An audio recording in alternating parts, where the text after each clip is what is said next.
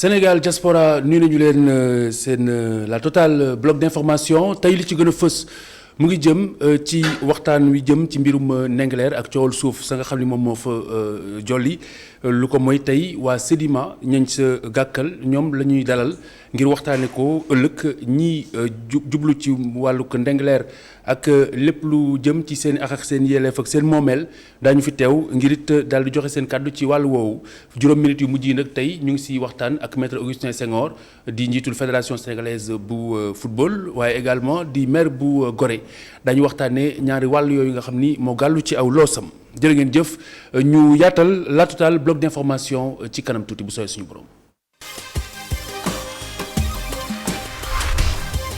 Jorga Montagne mu nga nekk fële ca Tëngéej ca foofee nag askan wa fa dëkkee ñooy tiislu anam yi nga xam ni noonu la seen dëkkuwaay di dalloo ay ndoxu foos yoo xamante ne nii mu ngi bàyyeekoo neeñu ci autoroute à péage bi wala autoroute à péage bi moom mooy tax ndox moomu di eau usée di ball jëm ca seen i kër dëkkuwaay boobu la nag daanaka mu ne su tafa noyyi loolee waral ñu daal di si am njàqare lool te njàqare lool yi ñu ngi fexe di sàkku ña nga xamante ni ñoom ñooy njiiti fii ci réew mi ñu sàkk si pexe lu mooy ña nga xam ni ñoo yorandi demalub autoroute à péage boobu la it ñu sàkk ci pexe lu ko mooy daañu leen dégg ci yeneen i anam Babacar Seck moom moo ñu ko yaatalal ñu teewlu ko gën a sóobu ci waxtaan wi ci la totale bloc d'information ci ITV. askan wi dëkkee Jorga Montagne ci Tëngéej xam nañ fu seen jafe-jafe cosaanoo ci seen i kàddu ndox mi tax ñuy dund ak mbënd at mi yëpp mu ngi bàyyeekoo ci l'autoroute à péage bi. waaye mun naa wax daal depuis bi autoroute à péage bi taxawee ci lu ñu mujj gis daal flux ndox boo xamante ni bii yéeme na lool ba lu fiy suuf ndox mi da koy jël yóbbu ba tey gis ngeen ni suuf si mel màndi na kër yi yàqu nañu ñëpp abandonné nañu fi bëri abandonné nañu seen kër foos yi dañuy ŋacc semaine bu nekk dina ëpp ñaar wala ñetti yoon suñu xale yi wératuñu mënatuñu am ay yoon yu baax dëkk bi jaxasoo na salte na. ak nawet bii di ñëw ñu bëri ñi dëkkee Jorga dañu fas yéene toxu ndax ñàkk mën a dékku ndox mi. autoroute bi moo ñu ko teg parce que dafa am benn ndox bu bari boo xamante ne day génn ci bouche autoroute bi ñoo déversé wu ci suñu secteur. parce que dégg nañu ne cette année taw bi dina bari donc déjà tiit nañu ñëpp a nga ci tiitange mu am ñoo xamante ne ils sont sur le point de quitter ils vont quitter dans 1 mois ou dans 2 mois. gox yi nga xam ni ñoo nekk ci peggu autoroute à péage bi ñu ngi ñaan ñu soppi ndox mi nga xam ni mu nga fay jógee te di wéy di leen jural ay jafe-jafe. la solution immédiate c'est d'abord que ndox mi di wal di dugg fii ndox mi ñu dévier ko. ils ont les moyens suñu bëggoon tey mu bañ a jaar ci koñ bi jaar ci quartier yi kon dévier nañ ko bu yàgg loolu la ñu bëgg ñu dévier ko. yokku ci ndox mi nga xam ni mu ngi taa ci quartier Jorga Montagne njaboot yi li nu gën a ragal mooy feebar yi nga xam ni mën na dal xale yi. jërëjëf ñu wéyandi ci la totale bloc d'information njàngalem tey mi mu ngi bàyyeekoo ci Tivaouane ak xalifa général des Tidianes bi mujj laata ki nga xamante ni moom mooy Serigne Ababacar Sy Mansour muy Serigne Cheikh Tidiane Sy Al Maktoum moom la ñu professeur Songa Diouf jukkil tey ji ci il nous inspire ci njàngale mi ak tegaayam ñu teewlu ko. kii ñuy waxtaanee nag doon koo xam ne ku yéeme la. bu ñu neeboo ci nasaraan ñu ne ab mystique la maanaam koo xam ne xam-xamam wax dëgg yàlla du ñëpp ci mën a jot koo xam ne ab suufiyanke la koo xam ne ab taalifkat la koo xam ne sax ab philosophe la boo xam ne kenn natablewul ay ngëneelam kookee dowul kenn ku dul ki ñuy wooyee Cheikh Tidiane Sy Al Maktoum moom mi nga xam ne kàddoom mewoon na lëndëm na lool waaye leer na itam lool boo déggee ñu ne lëndëm na lool moo boo ko déglu xam-xam nga cay balee dafay mel lu xaw a diis waaye leer na lool ndax ko ami nopp yoo ko déggee ak xel yoo ko setantalee di nga xam ne kookee di Al Maktoum wax dëgg yàlla kàng fóori la woon kenn koo xam ne la moom wax dëgg yàlla mbirum alxuraan ak bànqaasu xam-xam ya ca sosoo amul lenn loo xam ne umpoon na ko kooku di Cheikh Ahmed Tidiane Sy Al Maktoum mu ngi gane si àdduna ñaar fukki fan ak juróom-ñeent ci weeru décembre atum 1925 ca Ndar Géej te nag moom moo nekk juróomeeli xalif général des Tidianes mu tàmbalee ko ca atum 2012 ginnaaw bi ba atum 2012 ba noonu nga xam ne noonu la génnee àdduna ci fukki fan ak juróom ci weeru mars 2017 ba mu nekk borom xalima boo xam ne ci wàllu mbind kenn daaw ko natable mu doon taalifkat bu rëy doon koo xam ne defkatu conférence la boo xam ne wax dëgg yàlla ku nekk ngi fàttaliku baat bu yéeme boobee fële ca champ des courses booru Tiwaawoon bu ko doon wax ñëpp daal ne tekk di ko déglu bu ko doon wax boo ko toppee di ko déglu ba yàgg dafay mel ni sax ay cër toppatu la ndax fam lay yóbbu la di la yëkkati ca kaw a kaw sàkku sa xel wax dëgg yàlla jëmee la ci xam-xam bu set ak bu sell kookee di almaxtoom almaxtoom amul kenn koo xam ne daawu la yëngal boo koy déglu ndaxte amul benn frontière bu mu amoon ci wàllu géeju xam-xam daan na xuus bu waxee nga ne philosophe la bu waxee nga ne anthropologue la suba mu wax nga ne astrophysicien la suba mu wax nga ne ab psychologue la wala jàngalekatu mathématique la kooku daal géeju xam-xam la woon kooku nga xam ne moo di almaxtoom moom nag nee na kenn ki ko gindi xanaa rek moo di turandoom Cheikh Ahmed Tidiane ndaxte kookee nee na moom moo ko won yoonu yàlla ndaxte keekee moo ko won ne amul menn njàngale moo xam ne ëpp na ngëneel firi tafsir wone alxuraan lan mooy jeexitalam waaye nee nañu bu ñu sañee ñu wax ne kooku nga xam ne moo di Cheikh Ahmed Tidiane Sy Al Maktoum kàddoom de du ay nopp yépp ñoo ko mënoon a teewul wasalaam. ginnaaw professeur Sonko Diouf il nous inspire dañuy sóobu ak yéen léegi rek ci dundin indi ay jaar-jaari doomi aadama ci anam yi nga xamante ni noonu lañ si mën a jànge ku nekk ci wàllu wa nga féete ñu teewlu léegi nii ak Ndeye Mariam Gueye ma nga xamante ni moom moo doon nemmeeku ji doomu aadama yooyu ñu jukki leen si kenn.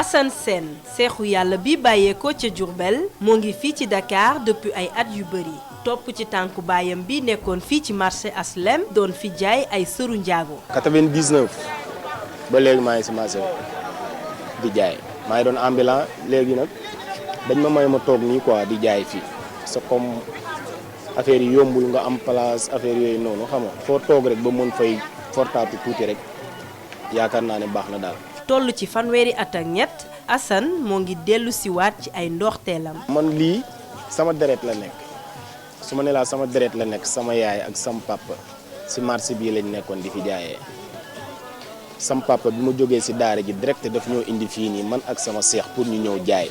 dooree ci ambulant Assane nekk ku am fulla ci liggéeyam bëgg loolu avancement waaye léeg-léeg moyens yi du mate. am naa ci expérience boo xamante ne bii nii bëgg naa ko exploiter mais ay moyens aw ma ko te su ma amoon tey jii ay moyens tey jii li ma ci am si lu ma war a loo xamante ni war naa mën a jariñ Sénégal bari na mi ngi sama bopp bii nii mais toujours su ma tëddee moom laay tëddaale su ma yeewoo moom laay yeewaale. lii tax ba muy tàllal loxoom nguur gi ngir ñu gestu leen. jàmbaar amut ku ñu dimbale moo fi am tey jii ndaw bu ci nekk boo nekkee fii di liggéey ba dem ba gis ne yow li ngay liggéey war nga ci mën a am ñu la taxaw ba pare ñooñu noonu tey jii ñi ngi lay seetaan te seetaan bi ñu lay seetaan ñi ngi jël loo xamante ne bii di ko def foo xamante ne bii tey jii yow buñ la si jàppale woon tey jii di nga jariñ réew mi di nga jariñu di nga jariñ sa njaboot ñu koy def si ay caaxaan yow ngay gis loolu muy metti sa xol en tant que jeune doo am foo koy fajee doo am foo koy jooytoo yooyu mooy metti sa xol ba sooy jóg sax doo gisati dara yow. doon borom kër gu am jom Assane Baye Fall di góorgóorlu saa su ne ngir saxal dépense ci këram waaye suñu Baye Fall bi léeg-léeg mu metti loolu ba sax mu daal di fande. nga yore soxna di leen dundal ak ya ca aju yëpp ndakaaru fi nga nekk da nga jël sa chambre di ko fay weer bi ak moroomam dafa jege ñoo su ma wàccee su ma amee dërëm wàccaale dërëm boobu dem sama kër su jaree fonde ma jënd fonde lekk su fekkante ne aw ma njëgu fonde ma naan ndox tëdd te xam ne yàlla suñu borom moo la jagleel loolu si bis boobu noonu lay demee.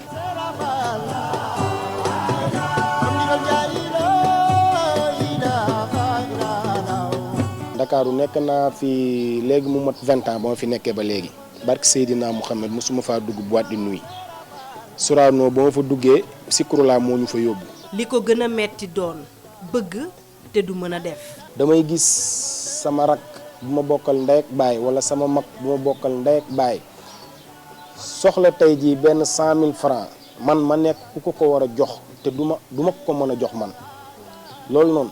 daf may jooyloo damay toog fi ma toog jooy ko jooyu xol. teel a xëy guddee wàcc nekk ci liggéey suba ba ngoon dooree ambulant bëgg a àgg ci place bu mag fii ci marché asalem lii mooy dundinu Assane Sène sunu seexu bawal bawal bi.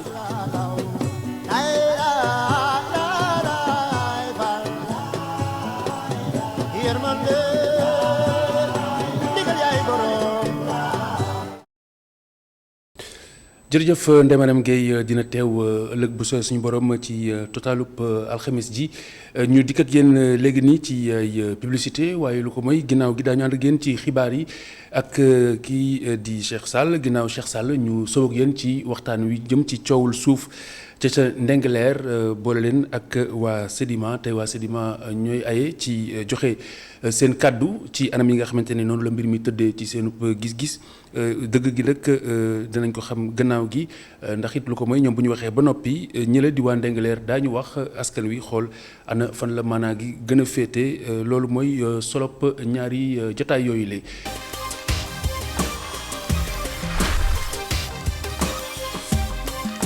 talaata ji bu àllarba ji niki tey ji li ñuy waxtaanee mooy coowul suuf ca nekk fële ca Ndingler nekk ca commune bu Ndiaganiao suuf soosile daal di juwaatle waa Sedima ak ña fa dëkkee te ni seen i maam juróom-ñaar fukki at yi ñoom ñooy bay suuf sa te yoon wala nguur wi wala buur daal di koy jébbal jamono ji ki di waa Sedima tey nag seen ndaw mooy Moustapha Diop mooy directeur général adjoint bu Sedima abattoir ñu ngi lay gërëm di la sant ci teewaay bi Moustapha Diop salaamaaleykum. waaleykum salaam.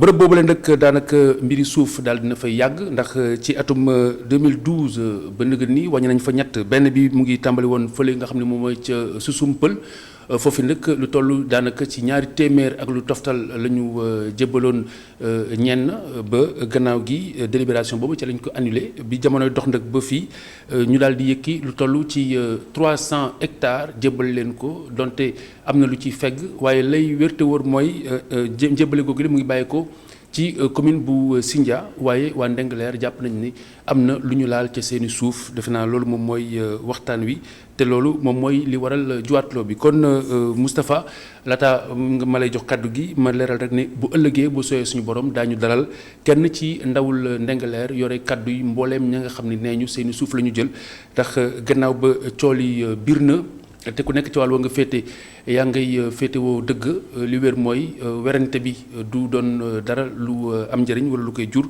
li wér mooy ku nekk wax la nga xamante ne moom mooy sa taxawaay ak lay dëgg ci sa gis-gis bu ko defee askan wi ñoom daañu xam ana lan moo ci yanu maanaa kon Moustapha Diop bu ma lay dalal li ma lay njëkk a laaj mooy coow li nga xamante ni Sedima gàkk na ci te seen turu njiit la ñu siy tudd muy Babacar Ngom moom mooy personne morale bi pour ainsi dire ana lan moo waral coow loolu le nga wax ko tey ci sa làmmañ ñi nga xamante ni boobu nëgë ni ñu ngi dégg ku nekk ci wàllu mu féete ngay wax nga ñu mu gën a leer seen bopp ci seen gis-gis yéen.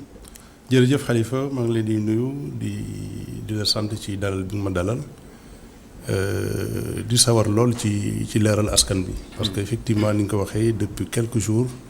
coow li bëri na ci suuf yooyu nga xamante ne nii jilaax la nekk parce que ñu ngi wax coow li Ndingler waaye peut-être que coow fa am waaye suuf amu fa suuf si nga xamante ni Sedima moom lañ ko jox attribué ko ci voie par affectation dans les règles de l'art. jilaax nekk ci commune bu Sindia commune Sindia ku Sindia voilà Ndingler nekk ci commune Ndiaganiao. Jilaax ak Sindia ils sont distants de 6 kilomètres 120. Donc du ñaari village yu empiété wu parce que problème boobu amul. mais je pense que li nit ñi war a wax rek mooy situer les faits tels que cela devrait être. donc terrain bi nga xamante ni moom la Sedima am. ñu attribué ko légalement. dafa nekk ci commune Sindia nekk ci village bu tudd Jilaax. donc Sedima bi mu defee demande bi à l'origine même sa vocation c'était d'avoir un terrain de 500 hectares parce que projet agricole la fa am. oui mais bi ñu xoolee xam ne loolu amu fi ci suuf. ñoom waa collectivité locale bi jox ko li fa am muy 300 hectares. donc ci 300 hectares yooyu ci la Sedima def les formalités administratives. de 2012 ba 2019 8 ans yoo xam ne pratiquement ñu ngi daw ci formaliser pour mën a am les papiers qu'il faut. oui mën a engager des investissements de nature conséquente sur un terrain légalement acquis. loolu mooy historique bu gàtt rek. ci terrain Djilakh boobu. donc ñaari opposition la benn bi mooy une question de légitimité. maanaam ñi nga xamante ni yell na si ñoom. ak une question de légalité. ñi nga xamante ni yoon moo jébbal leen. loolu mooy cool yi. fu mu nekk ni ñi nga xamante ni ñoom ñooy waa Njagañaaw yi. pour ne pas dire waa Ndingler yi dañu ne bi ñuy natt dañu jéggi seen frontière. daal di laal ci frontière u Ndingler. lu toll ci 80 hectares. yoo xamante ne nii seeni maam 70 ans yi ñoo kaa bay. waaw loolu ñoom ñoo ko wax waaye autorité yi ne foofu. parce qu'il faut quand même que ñu reconnaître autorité administrative bi fa nekk. seen pouvoir. parce que tey je pense que le maire quand même waa population bi ñoo ko fa teg. donc maire bu dogalee population bi war nañ ci mën a ànd. ñun bi ñuy natt ne village bi fii la commencé fii la yem fekkewuñu ko. c'est la mairie qui l'a fait. te mairie bi mu koy def it jàpp naa ne déggoo nag mairie. Njagañaaw. justement le problème fondamental mooy nee nañu mairie bu Njagañaaw laaj nañu délimitation bu leer clair et net bu frontière bi ata ngi nii waaye ba nëgët ni loolu amu ci. waaw loolu lépp xam nga formalité administrative la. ñun loolu mënuñu ci dox. mais ndax loolu mën a jox chance. loolu mën a jox chance. waaw formalité bi même ma ñëw formalité administrative boobu. xam nga bu ñuy délimiter terrain bu ñu koy tracé. autorité compétente yëpp dañuy ñëw taxaw. te bañ koy def cadastre di tracé délimiter terrain bi. ñëpp nga fa woon. waaw donc loolu bu dee autorités yi def nañ ko ne fii la commencé fii la yem. sédiment ñëw ñu jox ko 2012. mu terrassé 2012 terrassé 2013 ba 2020. coow jibul dama bëgg balaa ñuy sori. ñu ñëw ci aspect frontalier boobu. bu fekkente ne ni mairie bu Njagañaaw muy sàkku ñu leeral frontière bi. ata ngi nii. waaw leeralaguñ ko ba nëgër nii coow lu mel nii jib am ñu féete ci Ndingler ne suuf si ñu ne waa Djilakh ko moom ñoom am nañ si wàll ndax loolu joxul au moins benn chance ñu war leen a déglu war a reconsidérer xëy na seeni kàddu. non suuf si ñuy wax ñoom. du suufu Ndingler suufu Djilakh la. parce que il faut aussi wax ji leer. ñu ngi seen peut-être bon droit bëgg laaj lu ñu moomul. mais suuf si tool ba ñuy bay nekkul ci biir Ndingler nee na la Ndingler ak Djilakh ils sont distants de 6 kilomètres. waaw mënoo am distance 6 kilomètres nga tëb ko dugg ci beneen dëkk ne réclamer fa terre yoo xamante ni. moomuloo ko. mais justement la frontière n'est pas nette est-ce que d'accord nañ ni depuis at a ngi nii ñaari commune bi di Ndingler mu ngi koy réclamer te leeraluñu ko ba nëgër nii bu fekkente ne loolu d'accord nañ si mooy wan ne xëy na am nañu chance su mën a reconsidérer waat fii dëkk bu nekk. non man damay considérer ne. maire Sindia. bu taxawee parce que il en a parlé clairement wax ne dëkk bi fii la yem clairement nañ ko démontrer le contraire. loolu je pense que comme je dis rek c'est un débat administratif boo xamante ni ñun nous sommes de simples citoyens. ñëw nañ tey ci dëkk. laaj dëkk bi jox ñu. nañu fii la commencé fii la yem jox ñu ay kayit. ñun ci loolu lañ mën taxaw. li ci des dañ koy bàyyi autorités yi nga xamante ni loolu mooy seen métier. mooy seen liggéey. ñoo am pouvoir bi ñu doxal ko. non mooy li ma lay wax nii. xam nga ministère dem na fa ministre de l'urbanisme dem na fa waxtaan. bi mu waxtaanee gis na ni xëy na déggoo mën na am ci mboolem ñi nga xamante ne ñoo ko séq. mais encore une fois problème administratif la waaye ni ma ko waxee sànq. problème légalité am na. parce que yéen am ngeen seen ay këyit. mais problème légitimité aussi mën na am. parce que Sénégal li ñu cosaanoo. mooy moomeelu suuf. li koy gën a màndargaal mooy nga fekk say maam di ko bay. say baay di ko bay ba nga agsi di ko bay. waaw day doon moomeel. xam nga foofu légitimité lay dugg. loolu moo tax ma ni ndax kon tey jii. loolu joxul chance su. ñu mën a reconsidérer waat limite boobu ñu ne ba nga ni leeragul. waaw mais dama am question Khalifa. est-ce que loolu. bu fekkee ne da nga ne légitimité. mooy nga fekk tool say maam di ko bay. say baay di ko bay non wax ma loolu de. néew ma loolu mooy légitimité. mais dama ne ñaari aspect ñoo am. waaw d'accord mooy aspect légal bi da ngeen yor këyit. aspect légitimité bi ñoom ñoo ko donn ci seen i maam ba nëgër ni. waaw dama ne. te tey jii ku doon na ay suuf ci say maam. waaw li nga war a def. mooy dem légaliser suuf da nga ne bu fekkee da nga donnul say maam. waaw léegi boo donnul say maam. boo donnuwul say maam. oui parce que donnul sa maam ci cadre bi nga waxee rek laa la bëgg a tontoo. xam nga bu fekkee da mais si cadre bi ma wax encore une fois ma clarifier ne du man maay wax. non ñiy wax rek. waay ñun ñëppay wax. waay mais dañu bëgg rek mu leer moo ñu rek indi ñun polémique wuñu dañu bëgg nit ñi xam li ñuy wax lu mu doon. waay xam nga bu fekkee dama topp sa raisonnement. nga ne légitimité bi mooy ñoom fa lañ juddoo fa lañ yaroo seen maama ko moom. loolu mooy légitimité. ñu ciy suturloo ñu ciy suturloo. waaw bu fekkee ne yow fa nga juddoo fa nga yaroo waaye sa maam moomoo te yow bayuloo te suturloo parce que c'est le cas. terrain bi ñuy wax. bi fa sédiment di ñëw ay garab moo fa ne. kenn mësu ko bay ci àdduna. du lu kenn mës a exploité. donc légitimité buy am. sa raisonnement boobu nga wax. dañu naan fii la commencé en zéro. en zéro mooy ka fa njëkk bay. tey boo demee ki terrassé sur la base de papier. muy sédiment moo am légalité. moo am légitimité. loolu mooy li am. oui bokkul seen dëkk bu fa bokkoon nag amul benn problème nangul lañ leen ko la preuve demuñu Ndingler di fa xëccoo suuf. mais xam nga flou bi ba tey mu ngi fi mooy li dox si diggante ñaari dëkk yi frontière bi ba tey flou la. waaw loolu xam naa bu ko autorité administrative définir dana gën a yomb ci ñoom. mais ñun mënuñu jàpp ne flou la. parce que ñi définir frontières yi. dañ ko def sur une base concertée. entre ñoom la. alors bi leen commune bu Sindia joxe 300 hectares yooyu la. ñoom ñu ne waa Ndingler am nañ si 80 hectares. loolu am na benn élément bu ko mën a étayer xamante ni c'est sur les faits. maanaam waa Sindia waxtaan nañu ak waa Ndingler ci jamono yooyu ci li nga xamante ni moom mooy 80 hectares yi ñu ne seen moomeel la. donc est-ce que loolu c'est quelque chose que vous confirmez. je parle confirmer parce que looy fekkee ngay confirmer vous l'ignorez. kooku je l'ignore. donc li nga xamante ni moom moo wér. mooy daje boobule am na.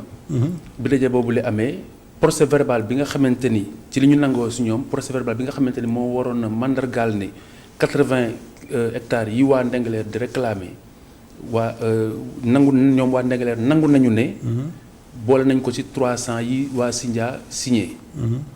waaye waa Ndingler dañu bañoon loolu. ba ñu ne mu ngi ci procès verbal bi xëy na ñoom dinañ ko produire. waaw dinañ ko produire élément yooyu la élément yu ñu leen génneel. bi leen ko génneelee est-ce que da ngeen ko ignorer wala jëm ngeen ci jël benn taxawaay quelconque. non man gisuma élément yooyu.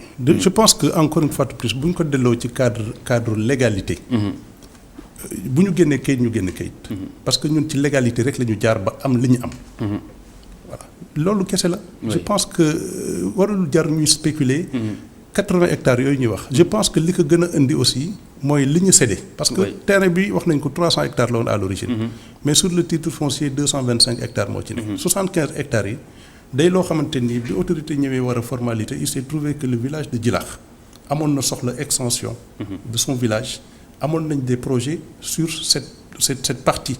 du terrain. loolu la maire bi wax. loolu la maire bi wax te mooy li am sax looloo fa ne. donc loolu sédiment ne comme que demee na noonu. amoon na attestation pour 300 hectares mais du ko xëccoo. donc na yem ci 225 yi ci des. ñàkkul nag sauf que 225 yooyu. ñàkkul ne nag li gën a motivé ñàkkul ne li gën a motivé. oui mais 225 yooyu phagocyté na aussi. waaw mais 80 yi féete Ndingler. non féetewu fa Khalifa. c'est-à-dire que bu doon fa la féete. selon eux. mooy li may wax parce que comme werante la ba tey bon te frontière bi leerul. waaw mais selon moi oui selon nous selon les documents administratifs. parce que tooguñu rek pour waxal suñu bopp. xam nga aussi dañu nekk ci une république. bu ñuy réclamer citoyenneté foog ñu teg ko aussi. ci nangu autorité. nangu état. nangu administration. parce que loolooy mën a tax aussi cadre waxtaan bi neex. mais mënoo toog ne citoyen la ba pare ne man gëw ma li état dogal. gëw ma li il faut ñu delloo mbir seen place. un titre foncier du këyitu gerte caaf. xam nga mbir këyit la ñuy wax. waaw bu dee mbir këyit la ñuy wax mënoo ma wax ni jot ngeen mbir yi de façon légale te amu leen connaissance su procès verbal boo xamante ne nii ki waroon signé pour à l'époque communauté rurale bu Ndingler dafa bañ ne du ko signé ba ay jàppante sax jot a am seen biir. xam nga suuf moom bu jógee rek coow am. ñàkku ci.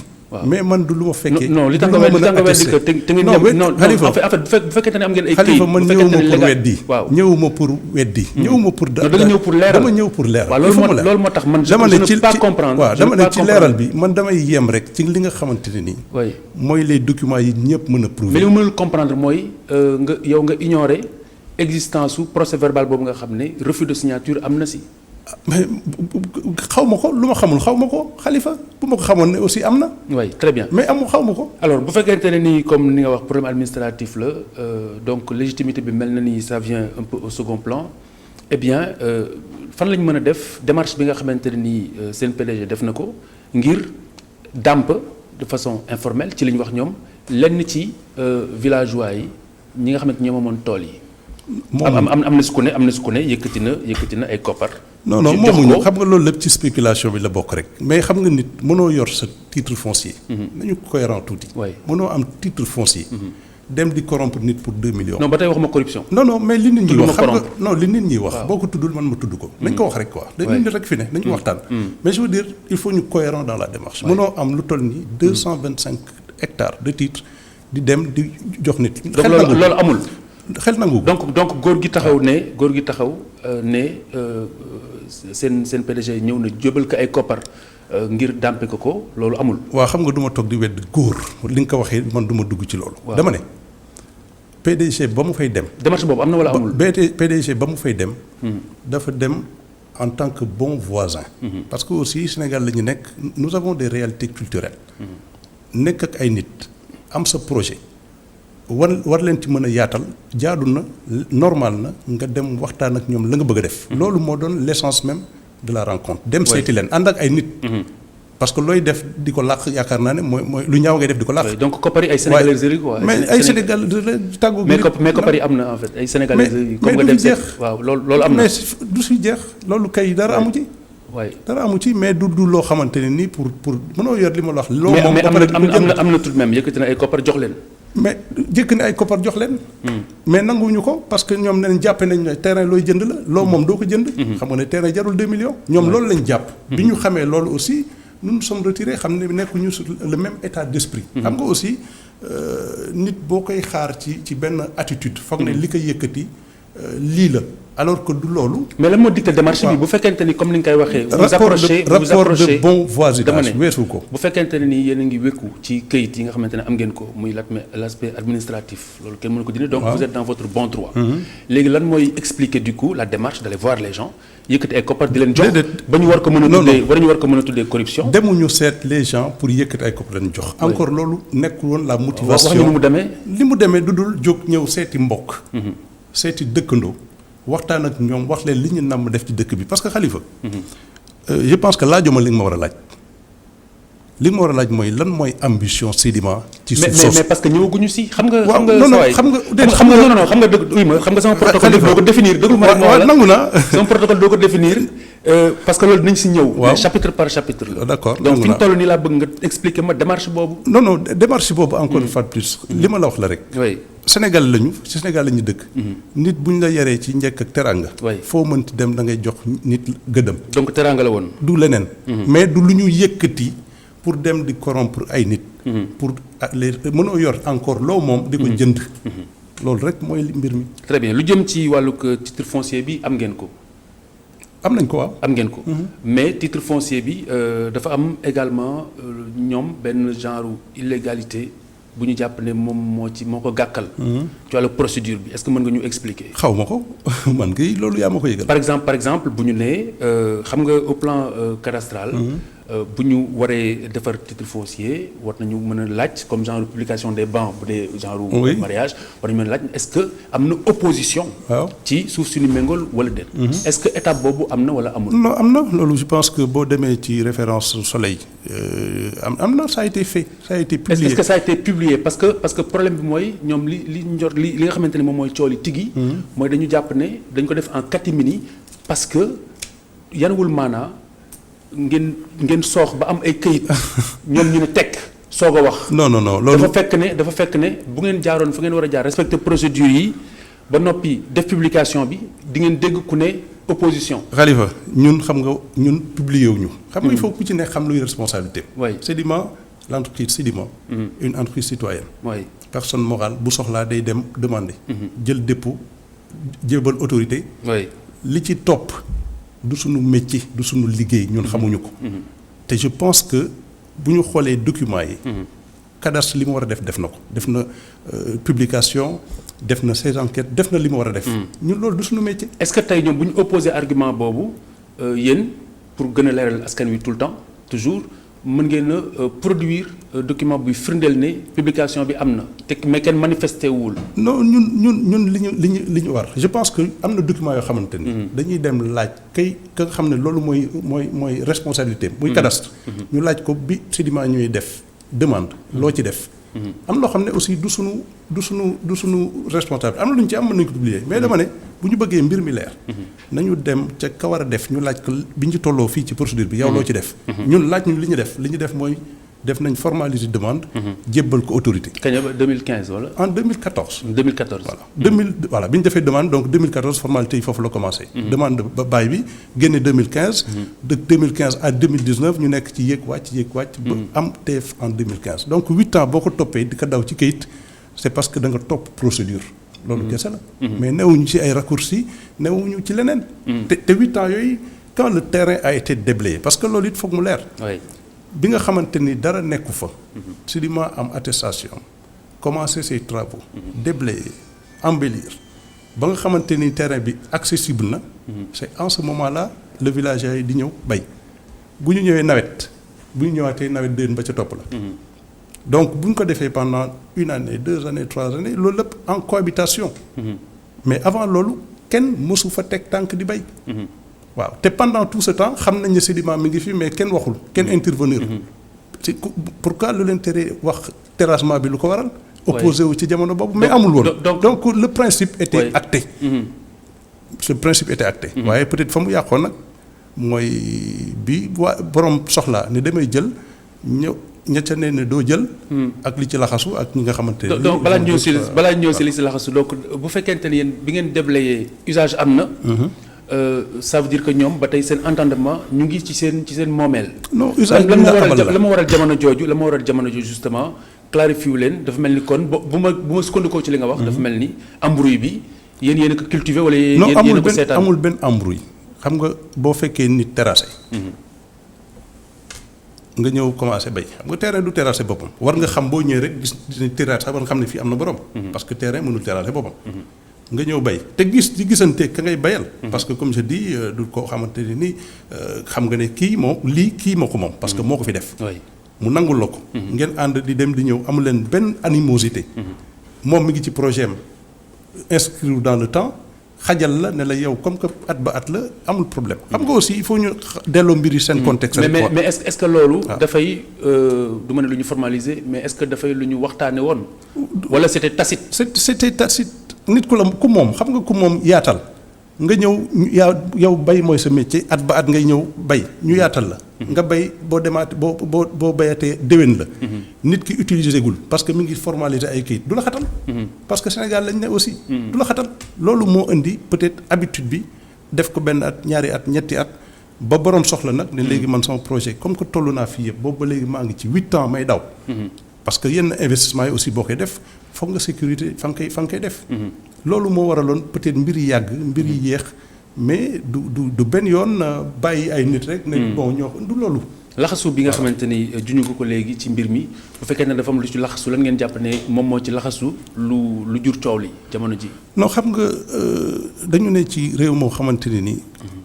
da ci am nit ñoo xam ne peut-être la leen yitteel du dox jàmm. du wax jàmm parce que aussi il faut dire que li ci jot a am yëpp ak waxtaan. am na li ci jotoon war a mën a antu mais malheureusement souvent dafay am ay lu ko torpiller voilà le ministre wax nga ko sànq ñu ngi koy gërëm bu baax a baax parce qu'il a fait le déplacement.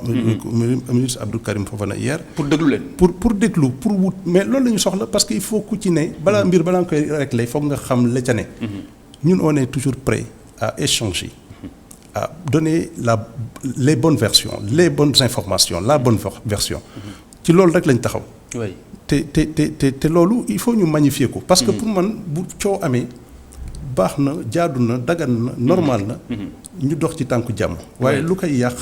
dinañu yàqal askan bi yàqal réew mi. parce que foofu ña fay sédiment bu fa defee 100 milliards. ña ciy jëriñu mooy waa askan bi. du kenn kuy jóge Dakar di dem di fa liggéey. te loolu mooy ambition bi. il faut aussi nit ñi xam ko te amuñu aussi. complexe def li nga xamante ni. mooy les grands investissements yi ne bitim réew. au Sénégal. léegi si seen axulaay taala mosu leen yëg ne am na 80 hectares yu waa Ndingler réclamé ci 300 yi ñu leen jox pour ne pas dire si 225 yi ngeen amee nii. Aqulaay Taala Xalifa yaa ngi may waatloo. de waatloo ma la dama ne rek boo ne Aqulaay Taala mais nag naa la wax man mii. waay da nga ne ma Aqulaay Taala. ma tontu la ci Aqulaay Taala. parce que du ma toog di wax ci télé lu dul dëgg. dëgg rek moo tax may wax. spéculé wu ma li ma xam loolu laa wax. bu leneen amoon it ñu toog wax ko. il faut aussi que les choses soient comprises telles qu'elles sont. neewuñu ci njuuj njaaj neewuñu ci dul wax lu dul dëgg. dëgg moo ñu yitteel te duñ ko wax ak coow lu bëri. li am mooy lii bu leneen amoon it ñu wax loolu. parce que aussi romb nañ loolu. non mosu leen dégg wax yi 80 hectares yu bokkul ci commune bu Sindia bu bokk si liñ leen daggal. mosuma ko dégg. ba fi ñuy wax nii mosoo ko dégg. ba fi may waxee yow nii mosuma ko dégg. yaa ngi koy soog a dégg nii si man wala. yaa ma ko yëgal man mii di wax ak yow mosuma ko dégg. donc vous êtes en train de me dire que xamu leen sax tolluwaayu suuf yi nga xamante ni moom la waa Ndingler di réclamer ci liñ leen daggal. non xam nañ ko ñoom li ñu wax. non xam nañ ko. ñoom wax nañ ne loolu lañ am.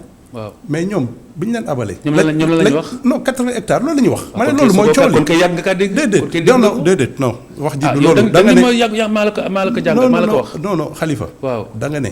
waaw ndax ñoom li ñuy réclamer. waaw muy 80 laa wax li ñuy réclamer ci autorité. dama ne loolu seen wax la. mais dama ne ñoom bi ñu ñëwee di bay. la ñuy doon utiliser ci terrain bi. mais parcelle bu ndaw la. xam nga bu doon ñoom am nañ 80 hectares yooyu lu leen ko teg rek exploité pendant tout ce temps. mais amuñu ko bokku ci. dañu ñëw empiété ci terrain bu ñu aménagé di ci bay. mais xam nga li xaw a mën a jaxase xel tuuti mooy bu fekkente ne yow da nga yor say këyit ne këyit yow yaa ko moom. yaa moom suuf si nga xamante ne lañ la daggal. gisuma pourquoi ngay dem di dàmp di demlante ak. ñoo xamante ne waa déglu ma. di demlante ak ñenn pour ñu bàyyi la ak li nga xamante ni moom la ñu moom. yow loolu nga jàpp.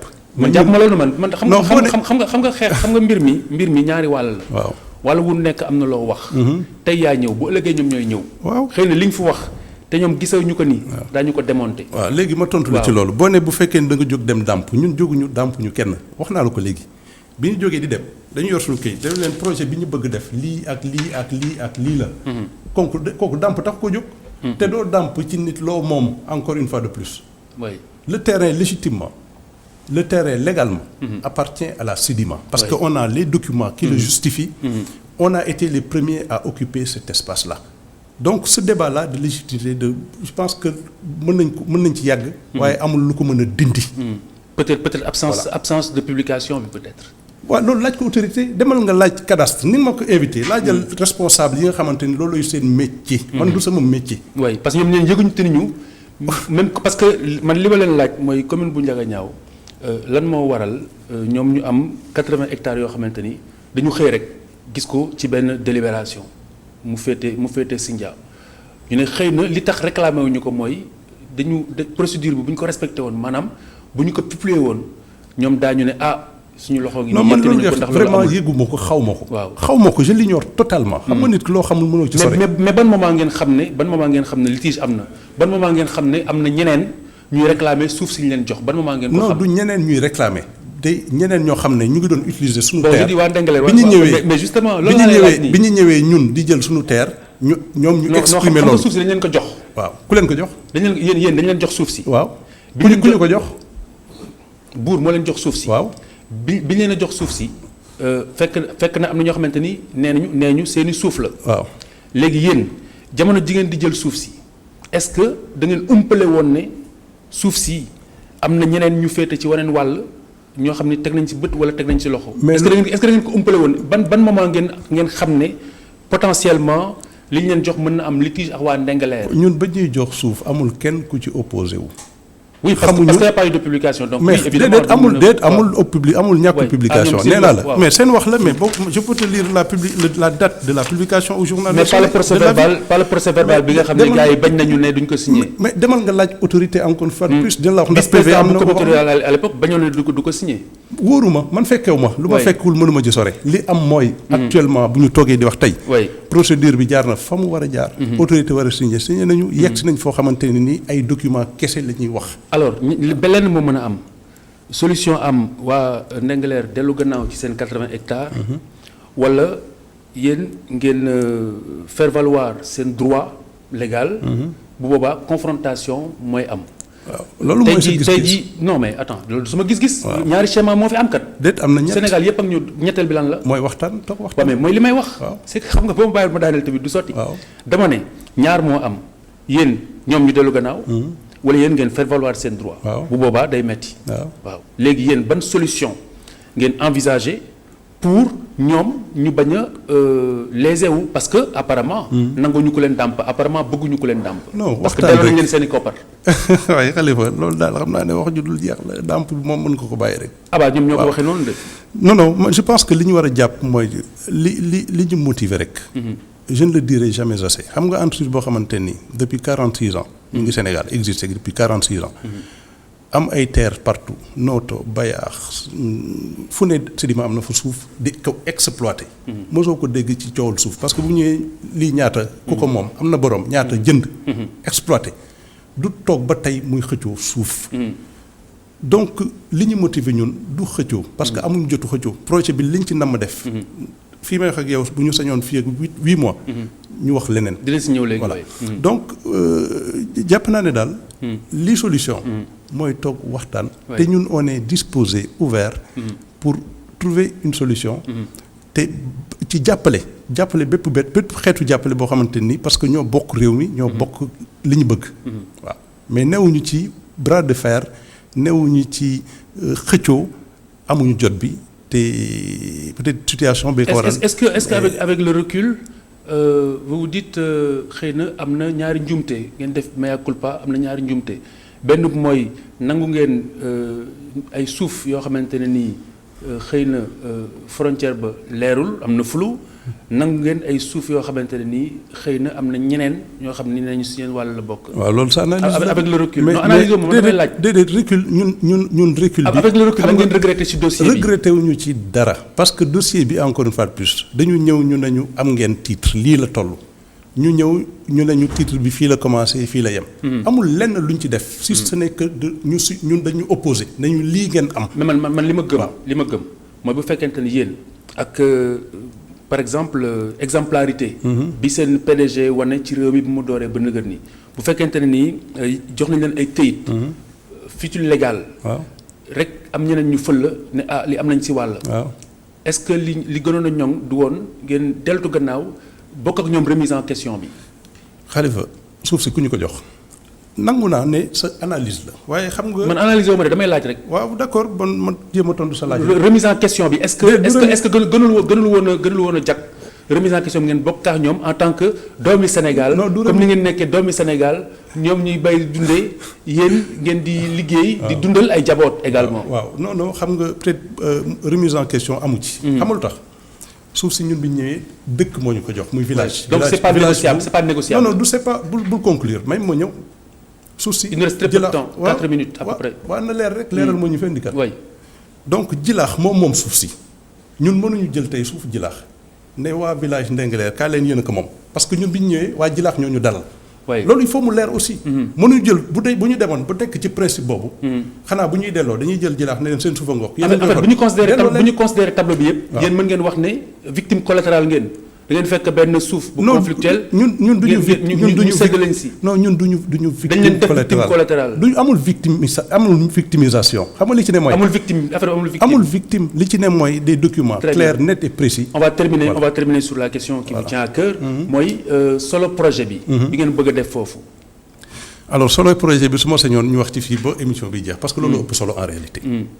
liy développé. vous pouvez pas dire ça parce que. non liy développé. mais bien sûr non mais attends parce que tamit ñi nga xamante ne ñu ngi yor ay suuf di si dundee. li indi coow li loolu moo am solo. li yaa ngi minimiser. li indi coow li non minimiser wu ma. minimiser wu ma. kon na gën a diplomate rek. ñun du ñu minimiser dama ne. xam nga ñëpp doomi Sénégal lañ. mais loolu moo am solo. da ngay oyofal. loolu seen kii seen bëgg-bëgg. non oyof lu ma bëgg-bëgg. kenn ci démocratie la ñu ne. fii koo leen fi invité mu ñëw toog. wax li nga xam ne mooy bëgg-bëggam. dama ne ñun suñu bëgg-bëgg. mooy ñu woo ñu ci liggéey.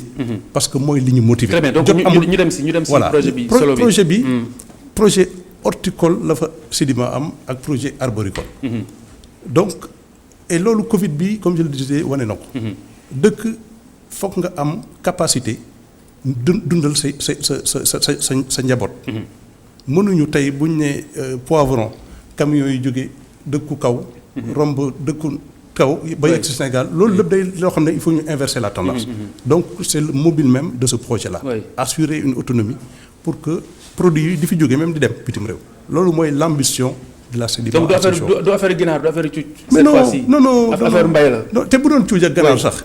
mais séeréer dafa bëgg ganaar. séeréer dafa bëgg cuuj. donc loolu it lu jar a bàyyi xel la. voilà loolu kese la ñun ñëpp bokk réew mi. absolument ñi nga xam ne daal. waxtaan dal tey. ànd ak cultiver la paix. loolu ñun moo ñu motiver. te ci loolu la ñuy des. qu'est-ce que vous leur offrez pour terminer. noonu déglu nopp. suñu jëmm toog waxtaan. mais kay gis c'est pas négociable. non bu ñu toogee waxtaan. la cay jógee 225 hectares yi c'est pas négociable. bu ñu toogee waxtaan. peut-être lu ëpp sax nañ toog waxtaan bu ñu toogee waxtaan lu ne xaj na ci waxtaan. xaj na sax ngeen bàbbi leen. li ñu leen di offrir mooy suñu disponibilité. suñu temps. bu ñu toogee pour renoncer ou pas. bu ñu à ces 80 hectares bu ñu toogee waxtaan. est-ce que c'est probable ngeen renoncer ces 80 hectares bu ñu toogee waxtaan. waxtaan lépp mën na ci jóge. très bien nañ ko téye foofu. ñi ciy dox ci jàmm. réew mi nekk ci jàmm.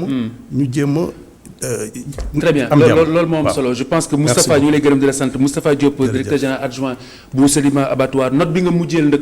je pense que note boobu moo ëpp solo ci émission bi. tooñ nga mbokki séeréer yi. ñi pulaar yi je pense que bu ñu jaaree foofu. je pense que lépp mën naa ñoŋ. lépp mën naa mujj ci jàmm ak salaam.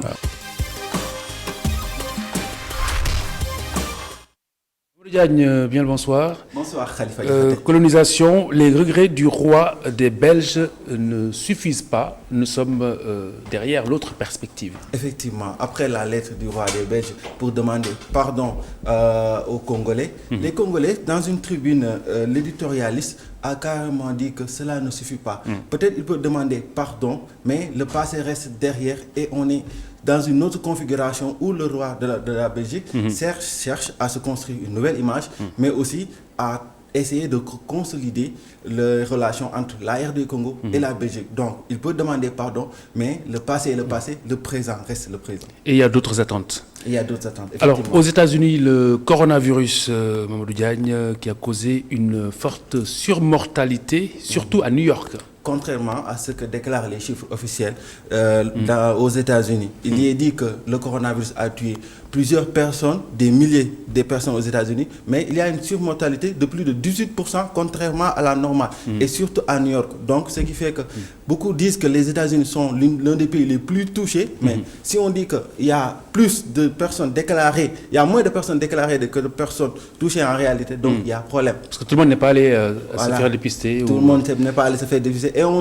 soupçonne même les Américains d'avoir un peu manipulé les chiffres. C'est sur ça que revient le Huffington Post. Et l'Europe qui rouvre ses frontières à l'espace Schengen, mais toujours pas aux États-Unis justement. N'en déplaise aux Américains, mais aussi aux Chinois. Le courrier international revient sur la réouverture des frontières européennes, mais cela aussi, tous les pays ont cette autonomie de choisir s'ils vont rouvrir à certains pays. Tout à l'heure, dans le journal, sur l'aspect international, Mamoudou Ibrakan l'évoquait, le Gabon, en représailles, parce qu'ils ne sont pas concernés par cette réouverture des frontières, en représailles, ont aussi bloqué certaines restrictions par rapport aux citoyens européens vivant au Gabon.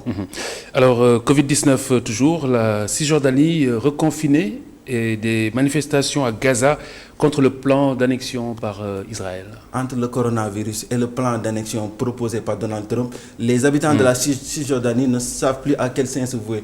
Donc là, maintenant, ils sont en train d'être reconfinés pendant ces 5 jours. En même temps, il y a des manifestations qui contestent le plan, le projet d'annexion de la Cisjordanie proposé par Donald Trump, qui devait même démarrer aujourd'hui, mais le Premier ministre Benjamin Netanyahu a décidé de surseoir à tout cela. Merci beaucoup Mamadou Diagne. À demain pour notre coin web. Dans quelques instants, la suite de cette dernière partie, ce dernier chapitre de la Total bloc d'information sur ITV.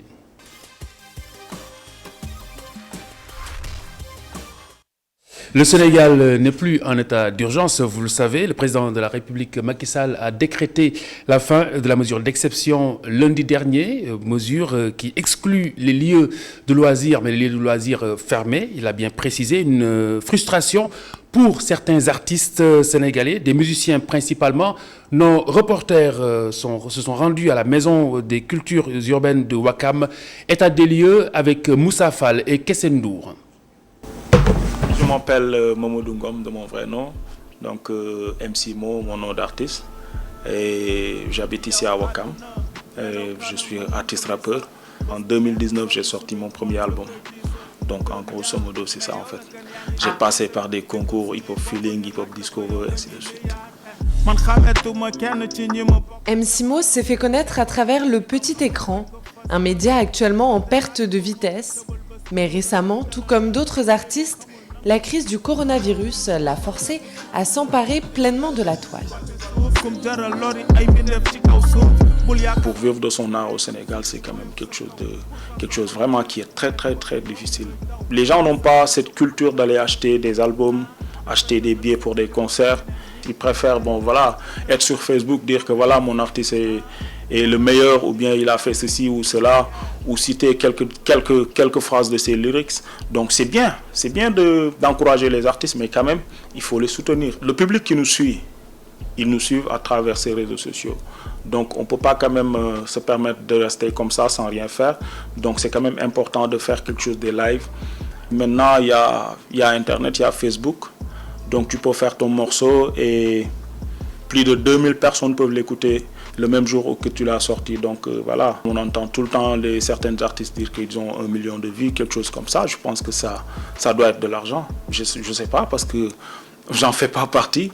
Donc peut-être que eux, ils arrivent à avoir de l'argent à travers leur nombre de vues, je ne sais pas. Mais ça devait être ça devait être le cas en fait. Récemment, j'ai participé à un concert qui se passait sur Facebook. C'était en live Facebook. C'était même à l'occasion du fête de la musique. Donc j'ai participé à un concert. Mais ce n'est pas la même chose quand tu es vraiment dans un concert où il y a le public, il y a cette chaleur-là, tu ne l'as pas en fait. Et ça a quand même bloqué toutes nos activités. Pour aider les artistes, le gouvernement a créé un fonds des cultures urbaines. Mais cette année, chanteurs, rappeurs, graffeurs et autres n'ont toujours rien reçu, sans même parler de l'aide destinée à faire face à la crise actuelle. Pas question pour autant de lâcher la production. On a profité pour continuer de travailler au studio. Moi, ça m'a permis de me lancer sur mon prochain album. Là, je suis en fond sur les enregistrements et tout.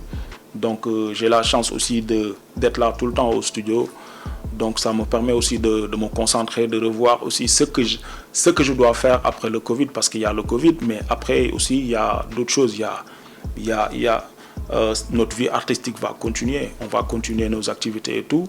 Donc pour quand même avoir avoir une facilité de revenir en force, il faudra travailler à la période où tout est arrêté, quoi. Et il n'est pas le seul. MC Mo encadre également une partie des activités de la Maison des Cultures Urbaines de Ouakam, un centre qui n'a pas fermé ses portes. Depuis le début de la crise, il incite les jeunes artistes à reconcentrer leurs efforts. Mais en ce qui concerne la reprise, MC Mo reste sceptique. Si les restaurants sont ouverts, les salles de sport aussi, ça reçoit du monde. Donc d'habitude, on a l'habitude de voir dans les restos, des artistes viennent prester, viennent et tout. Peut-être que les boîtes, je n'ai pas encore compris. Je ne sais pas pourquoi ils ne l'ont pas encore autorisé. Peut-être que c'est comme ça que ça doit se passer.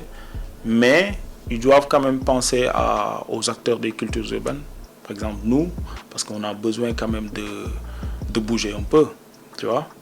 Moi, il y a juste une partie que je n'ai pas encore compris. D'accord, admettons qu'on ne va pas le faire dans des endroits fermés. Mais est-ce qu'on peut le faire dans des endroits plus aérés, c'est-à-dire dans la rue ou je ne sais pas. C'est ce que je n'ai pas encore compris. Les jeunes sont dans les plages, donc il faudra bientôt, peut-être les vacances, il faudra aussi penser à ça. On aimerait vraiment avoir des plateaux là-bas, question de... Voilà. Le flou reste donc total. Et pour cause, depuis le début de cette crise, l'activité artistique semble être considérée par le gouvernement plus comme un hobby que comme une véritable profession.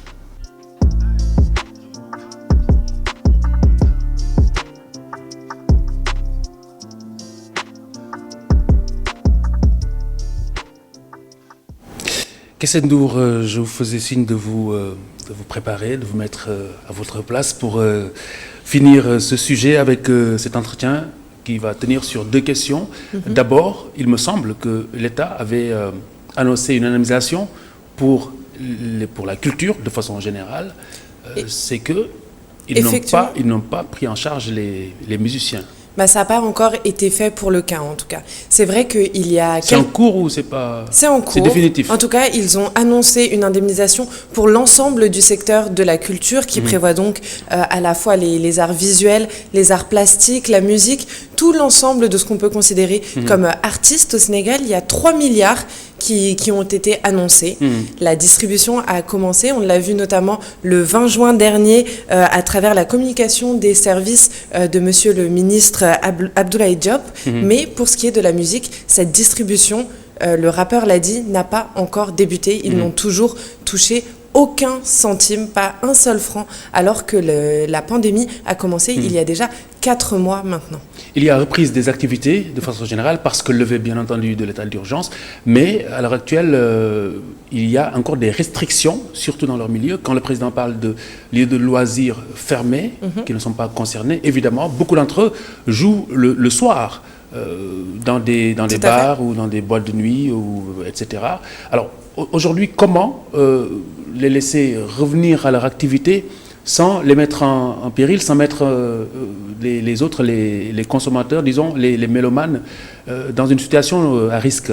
En fait, c'est exactement la question que les artistes se posent. Il faut savoir que dans la musique aujourd'hui, énormément de chanteurs, de musiciens vivent des prestations qu'ils donnent dans les restaurants, dans les bars. Et effectivement, aujourd'hui, ces bars ont réouvert, mais on n'a toujours pas donné l'autorisation ni à leurs tenanciers, ni aux artistes de soit reprendre des artistes au sein de leurs établissements, soit à eux-mêmes de se produire.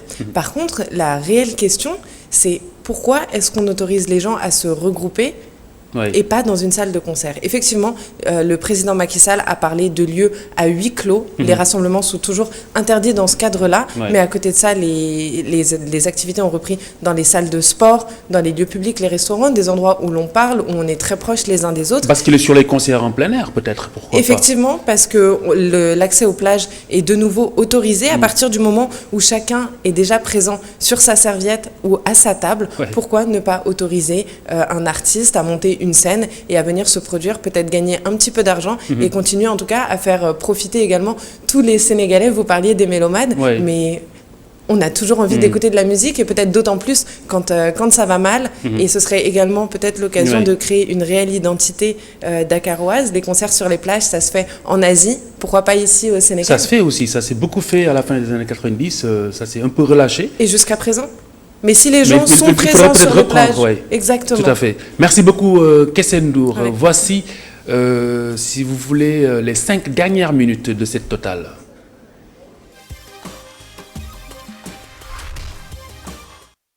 Ce soir, Maître Augustin Senghor est le président de la Fédération sénégalaise de football, par ailleurs maire de Gorée. Bonsoir, Maître. Bonsoir, Khalifa. Alors Maître, d'abord nous parlons de votre commune Gorée. Gorée sans aucun doute impactée bien entendu par la Covid-19. Maintenant que l'état d'urgence est levé, quelle politique de relance avez-vous mise en place, de relance économique pour ne pas dire justement touristique principalement? Oui, Khalifa, vous savez, Gorée c'est essentiellement une localité touristique, donc l'ensemble de l'économie repose un peu sur la chaîne de valeur touristique.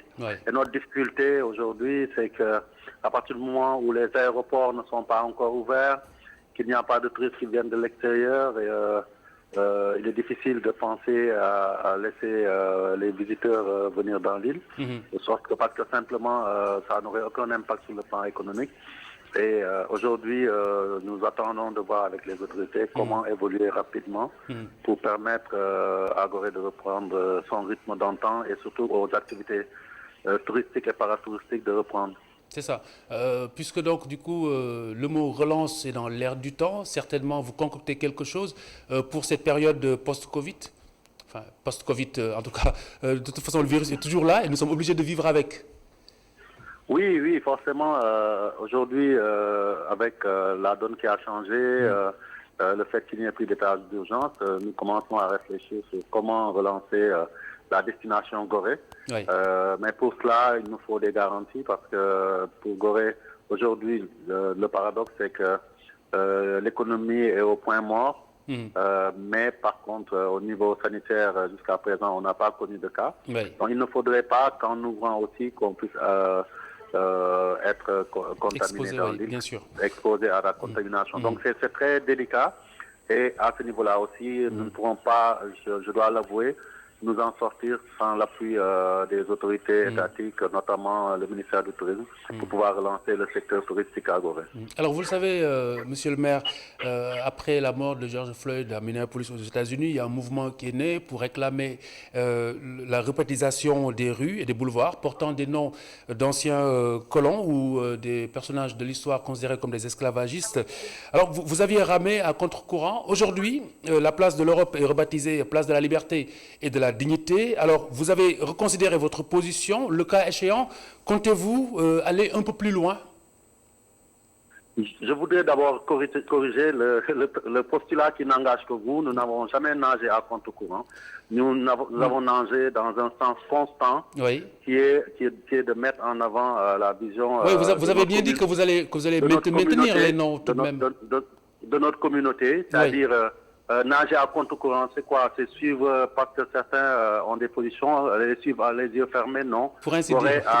Gorée est un site classé patrimoine qui a sa réalité historique qu'elle essaie de maintenir.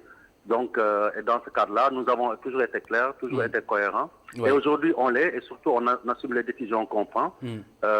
Quand on nous dit qu'il faut changer les noms pour les changer, nous disons non. Mais après la place de l'Europe... Quand le contexte exige que Gorée réagisse pour montrer qu'elle a un rôle à jouer par rapport à une donne qui est le constat d'un racisme exacerbé qui se déroule un peu partout dans le monde et particulièrement aux États-Unis et en Europe. Là, Gorée a le droit de dire non, nous devons être à l'avant-garde parce que justement, nous représentons dans le monde entier le site par excellence de la mémoire de la traite négrière. Et faire entendre la voix de Gorée est importante. Donc, et ça, nous l'avons fait en toute liberté parce que nous sommes une collectivité qui essaie d'assumer ses positions, quelles qu'elles soient. Donc, ce n'est pas lié à la demande de ce mouvement, pour ainsi dire? Non, pas du tout, aucun lien. Nous sommes aussi des témoins de la vie internationale. Nous avons vu ce qui s'est passé. Nous avons été touchés comme tout le monde par ce qui s'est passé dans l'affaire George Floyd. Une liberté asphyxiée simplement. Et nous avons voulu réagir de la manière la plus forte. Après, nous ne réagissons pas contre quelqu'un.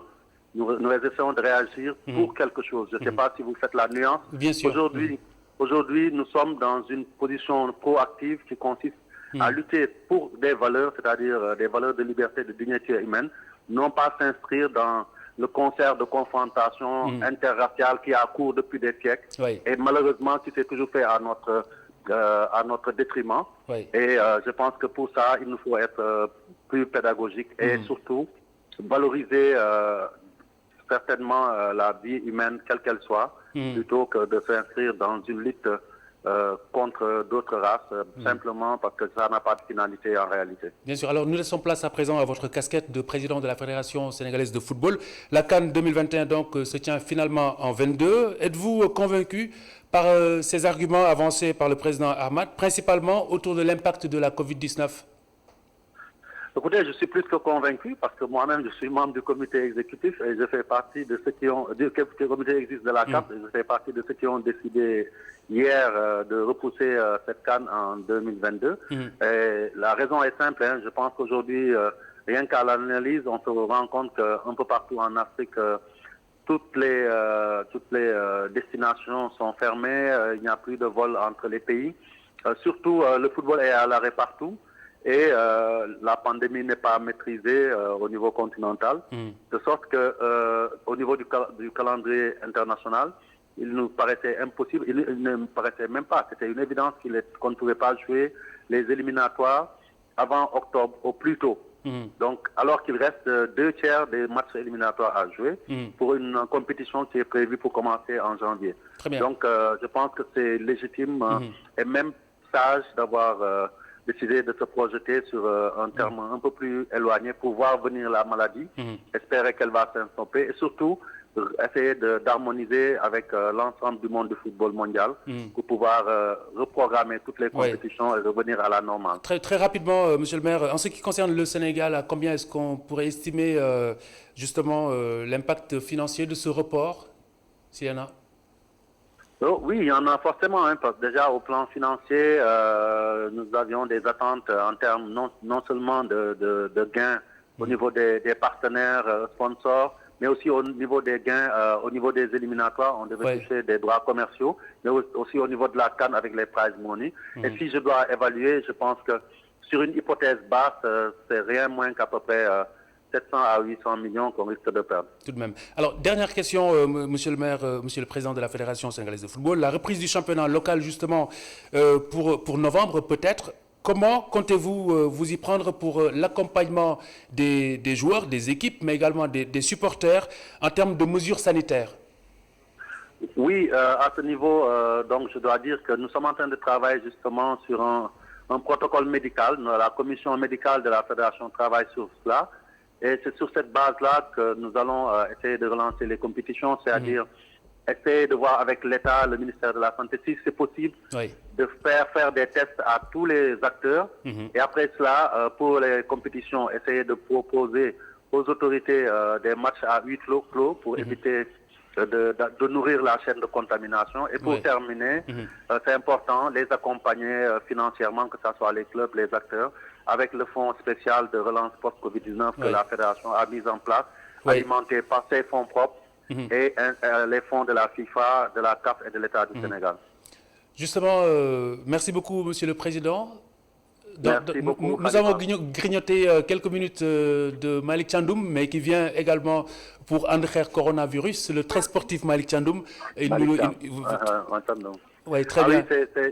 Saluez-le, c'est un ami, donc je lui passe le bonjour. Bonsoir. Tout à fait. Donc, Malick Thiandoum ne nous tapera pas sur les doigts ce soir. Merci beaucoup, donc, mesdames, messieurs, d'avoir suivi cette total bloc d'information. Donc, dans moins de 3 minutes, Malick Thiandoum pour André Coronavirus. Bonne soirée sur ITV. Rendez-vous demain, Inch'Allah. Au revoir.